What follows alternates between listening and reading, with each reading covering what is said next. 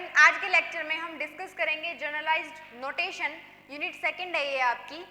Generalised notation unit में जो आपका फर्स्ट टॉपिक है वो है आपका degree of freedom and generalised coordinates. यहाँ पर जो हमने दो टर्म्स लिखी हैं, degree of freedom and generalised coordinates, दोनों टर्म्स एक दूसरे से रिलेटेड हैं। मतलब जो भी डेफिनेशन जब हम पढ़ेंगे डिग्री ऑफ फ्रीडम की वो सिमिलर है जनरलाइज्ड कोऑर्डिनेट के। लेकिन सबसे पहले हम यहाँ पर डिग्री ऑफ फ्रीडम को समझेंगे, देन हम डिफरेंशिएट करेंगे दोनों डेफिनेशन में कि डिग्री ऑफ फ्रीडम और जनरलाइज्ड जो कोऑर्डिनेट हैं उसमें डिफरेंस क्या है।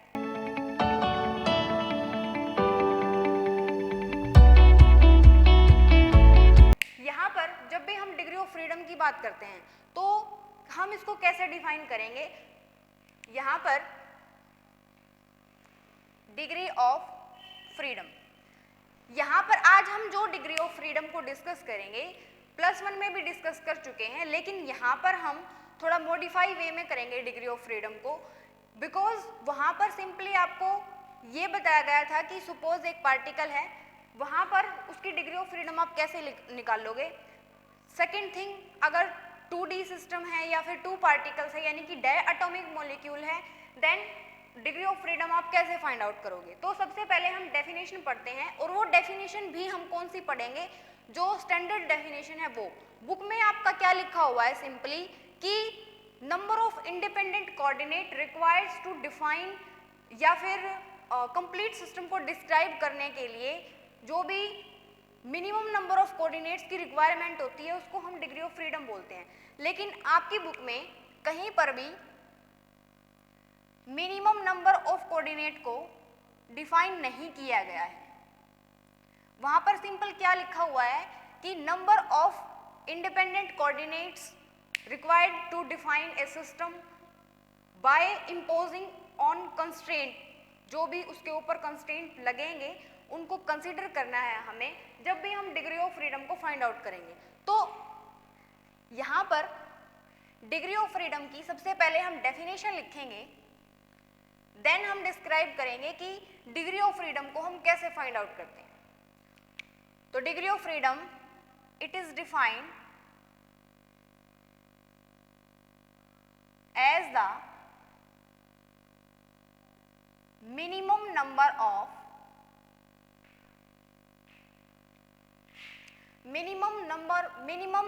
of independent coordinate, minimum number of independent coordinates required to define the system by imposing the constraint on it। यहाँ पर जो भी डेफिनेशन है वो आपकी क्या कह रही है कि कम से कम आप कितने इंडिपेंडेंट कोऑर्डिनेट्स की रिक्वायरमेंट होगी, क्या डिफाइन करने के लिए, किसी भी सिस्टम को डिफाइन करने के लिए, जब उसके ऊपर क्या लगा हुआ हो, कंस्ट्रेंट लगा हुआ हो। कंस्ट्रेंट का मतलब क्या है, अगर हम ये बोल दें कि एक पार्टिकल है वो एक स्फेयर के ऊपर मूव कर रहा है, तो वहाँ पर, या फिर स्फेयर हम बाद में लेंगे, सबसे पहले हम क्या लेते हैं, सपोज कि एक पार्टिकल है वो सर्कल पे मूव कर रहा है, तो वहाँ पर एक ही कोऑर्डिनेट है डिफाइन करने के लिए उस सिस्टम को। वो जो कोऑर्डिनेट है वो कौन सा है, थीटा है। जब थीटा चेंज होगा तभी जो पार्टिकल की पोजीशन है वो चेंज हो सकती है। मतलब वहाँ पर सिंपली अगर हम ऐसे बात करें, ये सर्कल है, सपोज कि जो पार्टिकल है वो यहाँ पर है और ये उसके ऊपर कंस्ट्रेंट है कि वो सिर्फ कहाँ पर मूव कर सकता है, सिर्फ सर्कल पर मूव कर सकता है। तो यहाँ से सपोज ये ओरिजिन है, अगर उस पॉइंट को यहाँ पर आना है, जो भी पार्टिकल है अगर वो यहाँ मूव करेगा तो सिर्फ आपका थीटा चेंज हो रहा है। तो इसका मतलब क्या है, जो थीटा है वो आपका कोऑर्डिनेट है क्या डिफाइन करने के लिए, उस पार्टिकल की पोजीशन को डिफाइन करने के लिए। और यहाँ पर कंस्ट्रेंट भी हमें लिखना पड़ेगा, और कंस्ट्रेंट क्या है कि वो पार्टिकल सिर्फ सर्कल के सरफेस में मूव कर सकता है, वो कहीं इस सर्कल से बाहर या उस सर्कल के अंदर नहीं आ सकता है। ओके, इसी तरीके से जब भी हम स्फेयर की बात करते हैं, सपोज एक स्फेयर पे पार्टिकल है, वो मूव कर रहा है, तो उसकी पोजीशन को डिफाइन करने के लिए हमारे पास क्या होना चाहिए, first one theta and second phi होना चाहिए। वहां पर हमारे पास जैसे सर्कल था, सर्कल में कितने नंबर ऑफ इंडिपेंडेंट कोऑर्डिनेट्स हैं, यहाँ पर थीटा है, सिंपल एक ही है। जब भी हम इसकी डिग्री ऑफ फ्रीडम की बात करेंगे तो वो क्या है, आपकी 1 है। लेकिन अगर हम डिग्री ऑफ फ्रीडम अगर स्फेयर की बात कर रहे हैं तो वहां पर थीटा और फाई दो कोऑर्डिनेट्स की रिक्वायरमेंट होती है, और वहां पर भी कंडीशन क्या है, जो पार्टिकल है वो कहाँ मूव करेगा, जो भी आपका स्फेयर था उसके सरफेस पे ही मूव कर सकता है। तो इसका मतलब क्या है, जो डिग्री ऑफ फ्रीडम है वहां पर कितने हैं, 2 है। ये जो है बात सर्कल की या स्फेयर की हो रही है, लेकिन सिंपली सबसे पहले हम वन पार्टिकल की या फिर सपोज कि वो स्ट्रेट लाइन में मूव कर रहा है, उसके लिए डिग्री ऑफ फ्रीडम देखते हैं। डिग्री ऑफ फ्रीडम निकालने के लिए आपकी बुक में एक फॉर्मूला गिवन है, वो फॉर्मूला क्या है, 3n माइनस f। यहाँ पर ये फॉर्मूला आपको क्या बता रहा है, सिंपली n जो है वो आपको डिफाइन कर रहा है कि नंबर ऑफ पार्टिकल कितने हैं। नंबर ऑफ पार्टिकल कितने हैं मतलब अगर हम बात करें मोनोएटॉमिक की तो इसका मतलब है वहां पर सिर्फ एक ही एटम के बारे में बात करेंगे हम, और f का मतलब है कि कंस्ट्रेंट कितना है उस पार्टिकल के ऊपर कि वो x में सिर्फ x में ही ट्रेवल कर सकता है, ये कंडीशन हमने उसके ऊपर इम्पोज की है, या फिर वो x और y दोनों में मूव कर सकता है, ये कंडीशन हमने उसके ऊपर इम्पोज की है। ये f हमारा वो वैल्यू है। उसके बाद यहाँ पर अगर हम निकालेंगे सपोज कि स्पेस के अंदर हम सिंपल एक पॉइंट को कंसीडर कर रहे हैं, तो उसके लिए कितने डिग्री ऑफ फ्रीडम है, first one x axis, y axis, z axis, मतलब एक पार्टिकल है उसके लिए इंडिपेंडेंटली मतलब वो x में भी जा सकता है, y में भी जा सकता है और z में भी जा सकता है, तो वहां पर डिग्री ऑफ फ्रीडम कितने हैं, 3 है। ये किसके लिए बताया हमने, सिर्फ वन पार्टिकल के लिए बताया है, that is monoatomic particle, simple एक ही पार्टिकल की बात की थी। तो उसके लिए आपको 3 कोऑर्डिनेट की रिक्वायरमेंट है, क्या करने के लिए, उसकी पोजीशन को डिफाइन करने के लिए। ठीक है, अब हम मान लेते हैं कि 2 पार्टिकल हैं। 2 पार्टिकल हम किस तरीके से मान रहे हैं, सपोज कि ये पार्टिकल है या फिर ये पार्टिकल है। ये जो पार्टिकल है सपोज कि ये इसकी x डायरेक्शन है, ये y है, ये z है। ये जो पार्टिकल है ये हम नहीं बना सकते यहाँ पर, क्योंकि जो सेकंड पार्टिकल है ये फर्स्ट पार्टिकल था, सेकंड पार्टिकल के लिए क्या कंस्ट्रेंट है कि वो सिर्फ इस डायरेक्शन में, मतलब जो भी फर्स्ट और सेकंड दोनों पार्टिकल हैं दैट इज डायटोमिक मॉलिक्यूल, तो उसके अंदर जो भी फर्स्ट और सेकंड है ये जो उसके ऊपर कंस्ट्रेंट है कि वो y में भी इंडिपेंडेंटली मूव कर सकता है, z में भी इंडिपेंडेंटली मूव कर सकता है, लेकिन ये एक उसके ऊपर क्या है, कंस्ट्रेंट है कि सिर्फ वो इसी डायरेक्शन में ही मूव कर सकता है, that is our constraint. Okay, यहाँ पर हमने कंस्ट्रेंट एक तरीके से हम क्या बोल सकते हैं कि कंडीशन होती है, हम ये कंडीशन उसके ऊपर इम्पोज कर दें कि वो सिर्फ एक पर्टिकुलर डायरेक्शन में ही जा सकता है, उसके अलावा कोई और डायरेक्शन में नहीं जा सकता।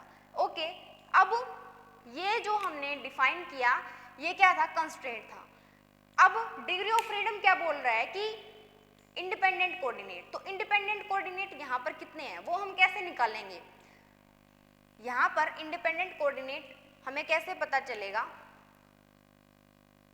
जो भी पार्टिकल है वो हमारे पास कितने हैं, 2 हैं, तो n का मतलब हमारे पास 2 है, माइनस यहाँ पर जो भी f है, f का मतलब कंस्ट्रेंट है, यहाँ पर कितने कंस्ट्रेंट है, सिर्फ एक ही कंस्ट्रेंट है, तो इसका मतलब जो f है उसकी वैल्यू कितनी आ गई, 1। दैट मीन्स हमें इस सिस्टम को डिफाइन करने के लिए कितने नंबर ऑफ कोऑर्डिनेट चाहिए, मतलब कितने डिग्री ऑफ फ्रीडम चाहिए, 5। इस तरीके से हम डिग्री ऑफ फ्रीडम को निकालते हैं। लेकिन ये जो सिस्टम है वो आपकी बुक में गिवन है। हम यहाँ पर एक नया फॉर्मूला पढ़ते हैं जिससे हम, चाहे वो 2D की बात कर रहा है या 3D की बात कर रहा है या फिर 1D की बात कर रहा है, हम तीनों ही उसमें जो भी डायमेंशनल है आपकी, उसमें हम डिग्री ऑफ फ्रीडम को निकाल सकते हैं। सिंपली बुक में ये गिवन है और ये जो फॉर्मूला है वो 3D का है। तो हम यहाँ पर 1D, 2D और 3D तीनों सिस्टम में बात करेंगे। उसके लिए हम एक जनरलाइज्ड फॉर्मूला लिखते हैं। वो जो फॉर्मूला है उस पे बेस हम किसी भी सिस्टम को डिफाइन कर सकते हैं।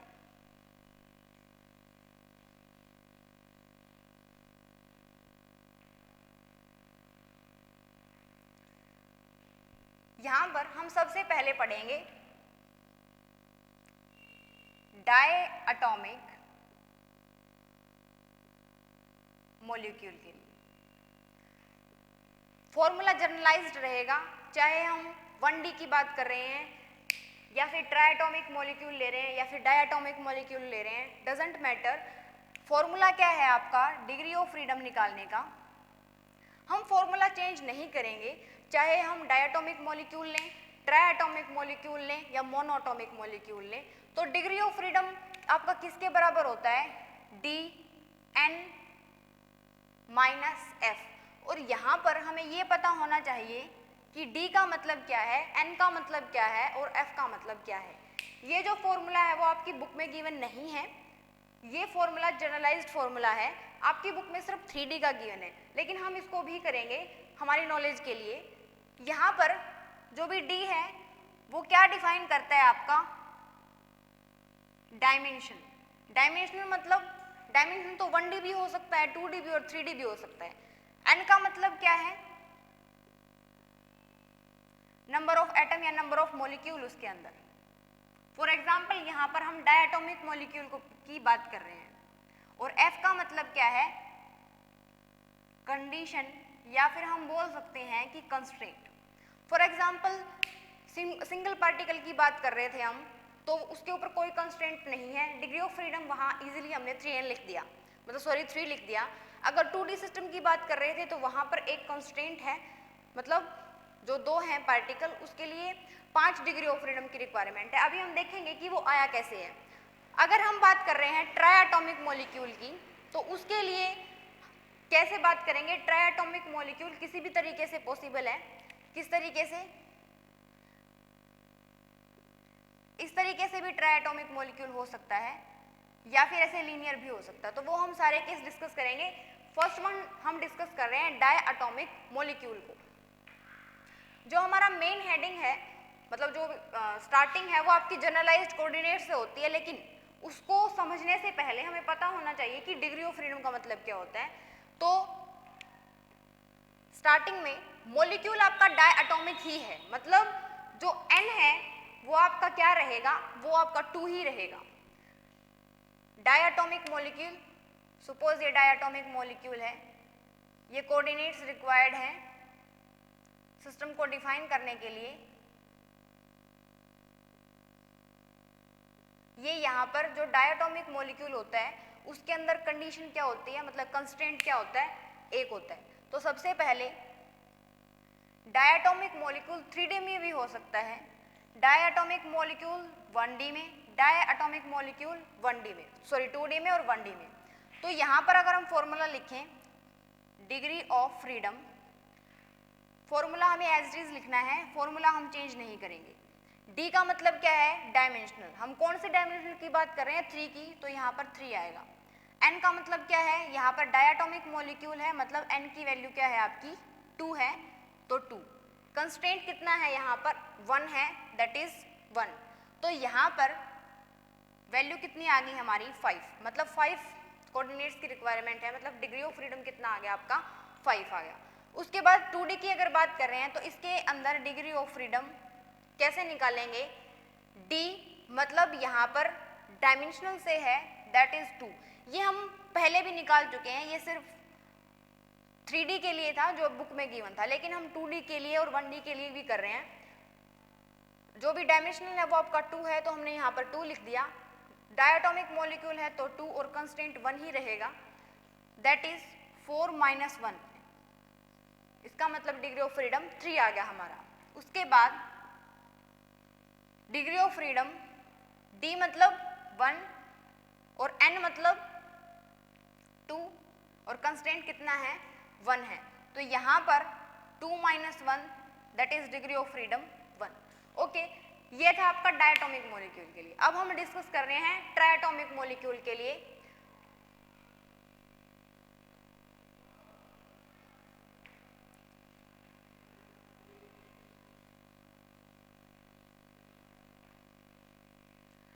ट्रायटोमिक मॉलिक्यूल के लिए क्या होगा,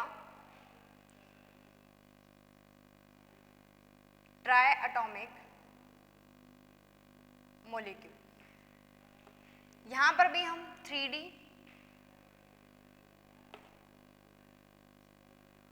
2D एंड 1D तीनों की बात करेंगे।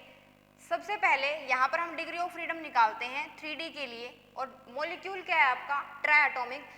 ट्रायटोमिक के लिए आपके दो केस बन सकते हैं। दो केस किस तरीके से बनेंगे, सबसे पहले हम जो केस डिस्कस कर रहे हैं वो है आपका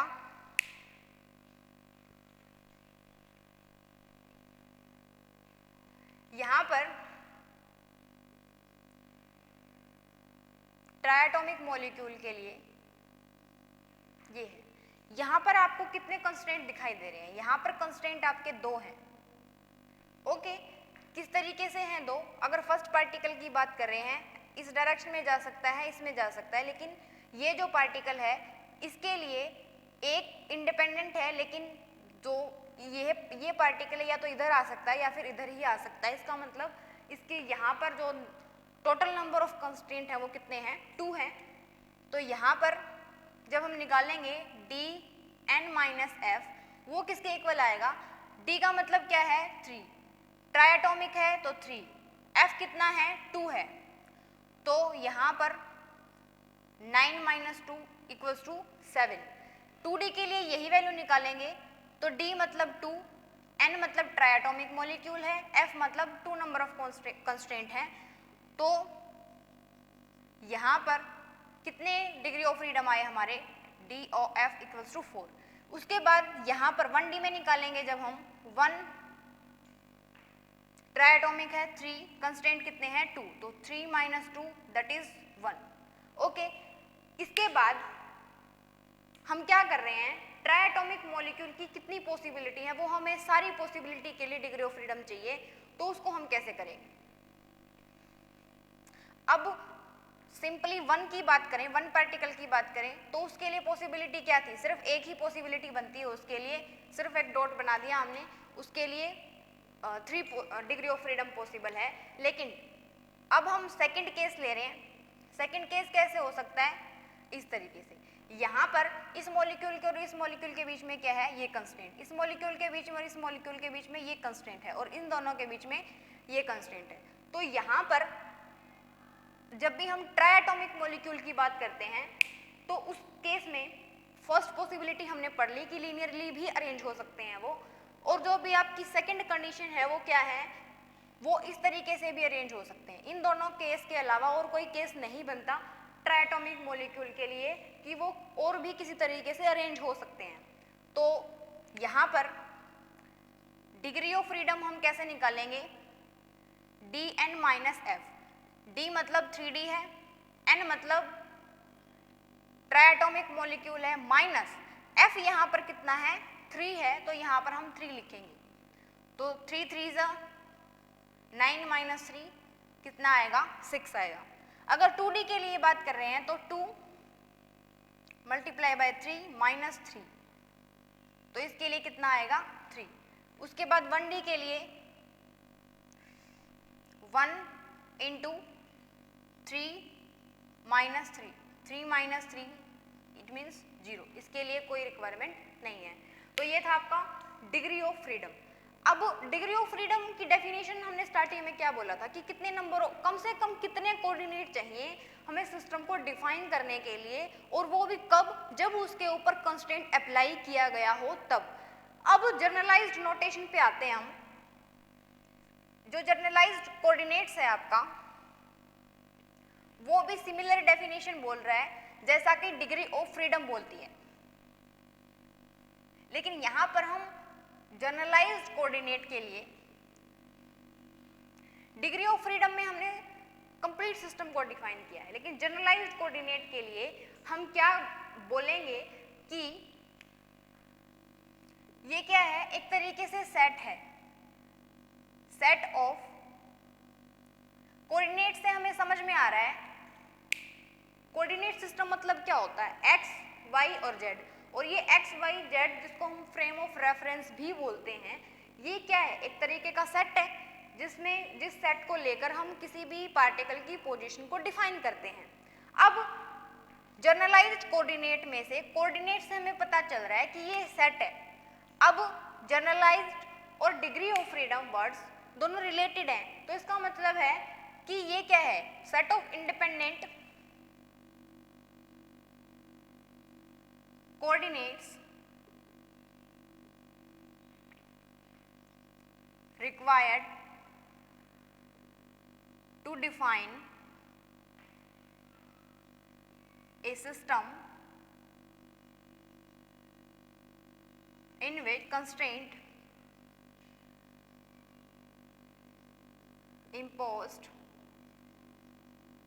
on it, या फिर इसको हम एक और तरीके से भी डिफाइन कर सकते हैं कि अगर हम डिपेंडेंट कोऑर्डिनेट को टोटल नंबर ऑफ कोऑर्डिनेट में से माइनस कर देते हैं तो भी हमें वो क्या देता है, जनरलाइज्ड कोऑर्डिनेट देता है। दैट मीन्स कि 3n माइनस p, p का मतलब यहाँ पर वही है, ये हमने बुक की लैंग्वेज में लिखा है, p मतलब कंस्ट्रेंट है, वहाँ पर हमने जो भी जर्नल लिखा था f का मतलब भी वही है। 3n minus p independent coordinate of variable, that is called generalized coordinates। ये आपकी जनरलाइज्ड कोऑर्डिनेट की डेफिनेशन है, या फिर इसको हम एक तरीके से भी बोल सकते हैं, सपोज कि f किसको डिफाइन कर रहा है, सपोज f डिफाइन करता है आपकी कॉन्फ़िगरेशन ऑफ सिस्टम को, कॉन्फ़िगरेशन ऑफ सिस्टम को हैविंग f, ये f और जो ये f है वो आपका डिफरेंट थिंग है, इसको हम कैपिटल F से डिनोट कर लेते हैं। F का मतलब क्या है कि जनरलाइज्ड कोऑर्डिनेट हम उसको भी बोल सकते हैं कि सपोज F किसको डिफाइन करता है, कॉन्फ़िगरेशन बताता है सिस्टम की, और कॉन्फ़िगरेशन कब बताता है, जब उसके पास F डिग्री ऑफ फ्रीडम है, देन हम उस क्वांटिटी को भी क्या बोलते हैं, जनरलाइज्ड कोऑर्डिनेट बोलते हैं। तो ये आपका डिफरेंस था डिग्री ऑफ फ्रीडम में और जनरलाइज्ड कोऑर्डिनेट में। मतलब जनरलाइज्ड कोऑर्डिनेट तक पहुंचने के लिए हमें क्या करना पड़ेगा, डिग्री ऑफ फ्रीडम को समझना पड़ेगा। तो ये था आपका degree of freedom and generalised coordinate, definition हमने दे दी। अब हम इसको डिनोट करना चाहते हैं, इसको कैसे डिनोट करेंगे, सपोज कि एक सिस्टम है, उसके लिए मुझे जनरलाइज्ड कोऑर्डिनेट लिखने हैं, तो उसको हम कैसे लिखेंगे, तो उसको हम डिनोट करते हैं Q से या फिर QI से।